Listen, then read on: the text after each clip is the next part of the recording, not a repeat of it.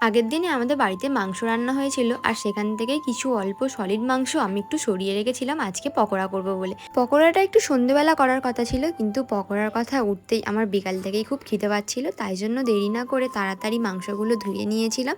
আর পকোড়া হবে তার সঙ্গে একটু চা হবে না সেটা একদমই না, তাই জন্য আমি চাটা বসিয়ে দিয়েছিলাম। আর চাটা হওয়ার আগে চলো মাংসটাকে আমি আগে ম্যারিনেট করে নিই। ম্যারিনেট করার সময় প্রথমেই আমি অল্প করে একটু ভিনিগার দিয়ে দিয়েছিলাম, যাতে সলিড মাংসটা একটু নরম হয়ে থাকে।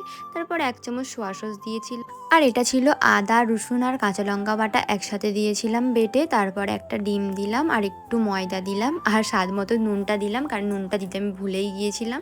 আর একটু টেস্ট হওয়ার জন্য একটু গোলমরিচের গুঁড়ো দিয়েছিলাম, আর সবাই লাস্টে কর্নফ্লাওয়ার দিয়েছিলাম।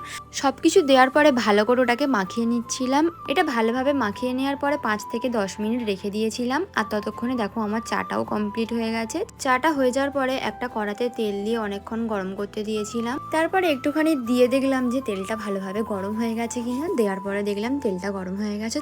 তারপর মাংসগুলো কড়ার মধ্যে দিয়ে দিচ্ছিলাম, আর প্রথমবারে একটু অল্প করেই দিয়েছিলাম, কেননা বুঝতে পারছিলাম না যে কিভাবে করব। তারপর দেখি এতটাই কড়াভাবে ভেজে ফেলেছি যে পুরো কালো হয়ে গেছে, মানে অল্প অল্প করে চুয়ে গিয়েছিল। তাই জন্য দ্বিতীয়বারটা ঠিক করলাম যে অতটা আর কড়াভাবে ভাজবো না, মোটামুটি হালকা ভাজবো। আর দেখো, আর তোমাদের সঙ্গে কথা বলতে বলতে আমার পকোড়া বানানো হয়ে গেছে। আর জানো তো, আমি এই প্রথমবার বাড়িতে পকোড়া বানালাম। আমি এর আগে কখনোই পকোড়া বানাইনি, কিন্তু মোটামুটি ভালোই হয়েছিল।